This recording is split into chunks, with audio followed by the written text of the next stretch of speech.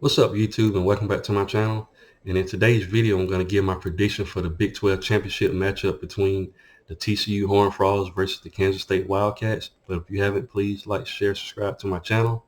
And by doing so, it greatly helps out my channel and it helps me grow as a content creator. What can I say? This is going to be a huge matchup, guys. And it's going to be a rematch of their game that they had early on in the season. And whoever wins this game is going to have bragging rights as the Big 12 champions. So I'm gonna read off the stats and everything, and I'm gonna start off with TCU. TCU has a quarterback in Max Duggan. Like I said, this guy, very very good quarterback. He's thrown for 3,070 yards for 29 touchdowns and 3 interceptions. What can I say? Uh, Great quarterback, running that offense really really well. Um, Under the tutelage of Garrett Riley, a great offensive-minded coach, and he definitely has the offense playing at a high level, guys. And this TCU team has one of the greatest offenses in the country right now. So in the backfield behind him, he has a guy in Condre Miller who has 1,260 yards for 16 touchdowns. Really, really good guy, at receive. I mean, not receiver, but running back. And he's a guy, kind of like a guy on, Kansas State team. I think he's done a better job this season overall, better than Deuce Vaughn, but really, really good, running back behind, a good quarterback in Max Duggan. And I was looking at his stats. He's averaging 6.3 yards a carry. So, like I said, tough guy to stop. He's very, very good at running the ball, and like I said, he has Max Duggan up there calling the plays. So this TCU offense is really, really good. Of course, at receiver, they have Quentin Johnston. He has 764 yards. His average is 15.6 yards a reception. And he has 5 touchdowns. So he's kind of, their leading guy. But they also have some other receivers, and Darius Davis. And he has 393 yards on the season. He's averaging 11.9 yards a reception. He has 5 touchdowns. But the number 2 guy behind him probably is Tate Barber. He has 567 yards on the season. His average is higher than the other 2 receivers I just mentioned.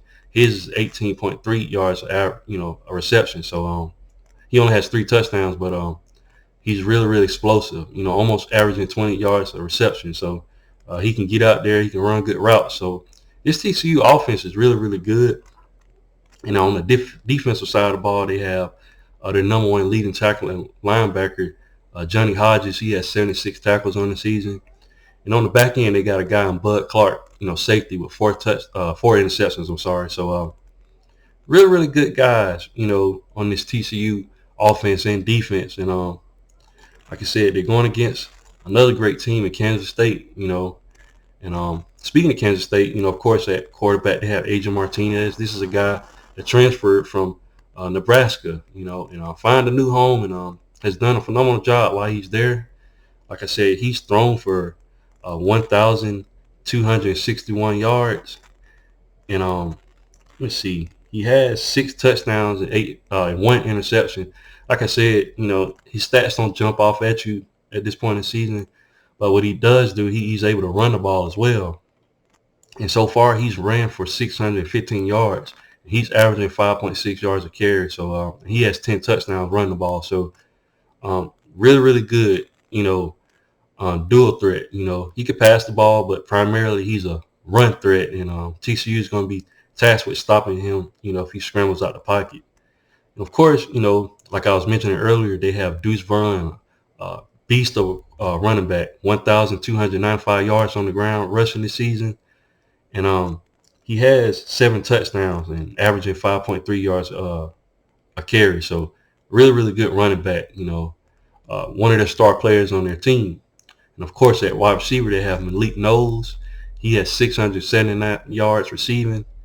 And he has 2 touchdowns on the season. So like I said, this team, they utilize, they're primarily a rushing team, but they have some wide receivers like Cade Warner. He has 5 touchdowns with 386 yards receiving. They also have Phillip Brooks, who has 495 yards, and he's averaging 14.1 yards of reception. So he has 4 touchdowns. So, like I said, this team is great offensively as well. On the defensive side of the ball, they got Austin Moore, linebacker, with 82 tackles.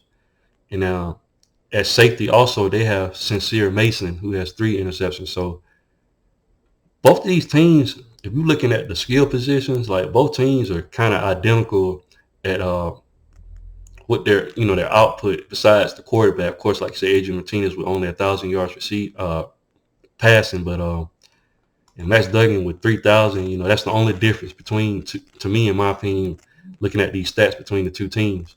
Now, points per game, Kansas State is averaging 33.4. TCU is averaging 41.3. So TCU has the advantage. Like I said, that high-scoring offense been putting up points all season for the most part. Points allowed, Kansas State is allowing 19.4. TCU is allowing 24.5. So Kansas State is allowing less points than TCU is at this, current moment. Total yardage, Kansas State is allowing 420, not allowing, but gaining 421 yards a game. TCU is getting 473 yards, total yards per game. So, like I said, once again, TCU advantage. If you were to break down their total yardage, Kansas State is getting 211 through the air, and they're getting 210 on the ground. Very, very balanced offense. TCU is getting 274 through the air.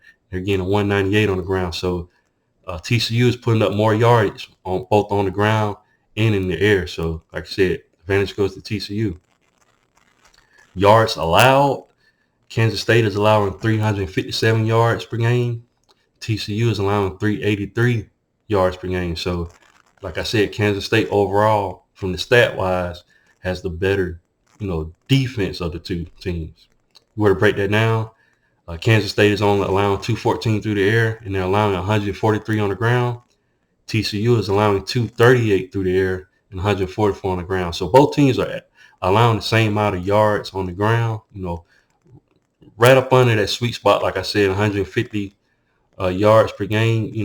Any team that's giving up close to 150, you're allowing too much yards on the ground, But like I said, Kansas State has the better defense of the two, but TCU has the better offense. So it's going to be an intriguing matchup. Like I said, Kansas State lost to TCU early on in the season. I think they lost the game 38-28, and they got TCU was able to get a 10-point victory. Kansas State beat a really, really good Oklahoma State team early on in the season. Oklahoma State was ranked number 9. They beat them 49-0. Completely shut down Oklahoma State's offense. And Oklahoma State has a really, really good quarterback. So for them to be able to do that, that was really, really good. But then they lost to Texas 34-27. Like I said, Texas is a good team. Got a pretty good defense. And, of course, they had Quentin Ewers over there. So Quentin Ewers is one of the best quarterbacks in the league. So Kansas State, was able to take that loss. They beat Baylor, at Baylor 31-3. Kansas State had a pretty good outing, defensively, was able to shut down Baylor's rushing attack. Then they had they beat West Virginia 48-31. West Virginia team, been up and down, not really that good this season. But West Virginia was able to put up 31 points on them. So that was an interesting matchup. But, nevertheless, Kansas State got the victory. And, of course, they beat the in-state rival Kansas 47-27 to finish off, the season going into this matchup. TCU, like I said, undefeated. Like I said, beat Kansas State already early on in the season, 38-28. Had a close matchup with West Virginia, but they beat them by 10, 41-31. Beat Texas Tech 34-24. Beat Texas 17-10. Beat Baylor at Baylor 29-28. Very, very close matchup. Looked like Baylor was going to win that game, but TCU was able to get off a field goal at the end and won the game. So that game was close all the way through. Looked like Baylor was going to win, but TCU was able to pull out the victory. Then, of course, their last matchup, they beat Iowa State 62-14. Like I said, Iowa State, that's not really that good. So if you look at, last couple of games, TCU won the game, but there was close games. But that just shows you, that TCU is a championship type team because they always find a way to win the game, whether or not it looked like, they had a lot of close games, but they still won. And you got to give them credit for that. I'm looking at the spread for this game. It's -2.5 for TCU. I think this is going to be a close matchup. I think both running backs, Condre Miller and Deuce Vaughn, are going to have a good day on the ground. I've got TCU winning this game, though, and I wrote down the score. I got TCU winning 35-34. I think this is going to be a really, really close matchup, guys. Like I said, I think both running backs are going to have good days. I think it's going to come back down to the quarterback position. I think Adrian Martinez is going to get some rushing yards and keep Kansas State in the game. But I think in the end, Max Duggan has done a phenomenal job all season. I think the difference is going to be at quarterback. TCU knows what's on the line. They know they're in the playoffs if, they win this game. And like I said, they're currently ranked number 3 right now. It's setting up perfect for them to be in the playoffs. First playoff berth. And like I said, a lot of things on the line. I think they're going to get it done, But what do you guys think? Leave your thoughts and comments in the comment section. And once again, guys, if you haven't, please like, share, and subscribe to the channel. And I'll definitely be back with more college football content. Thanks, guys, and roll tide.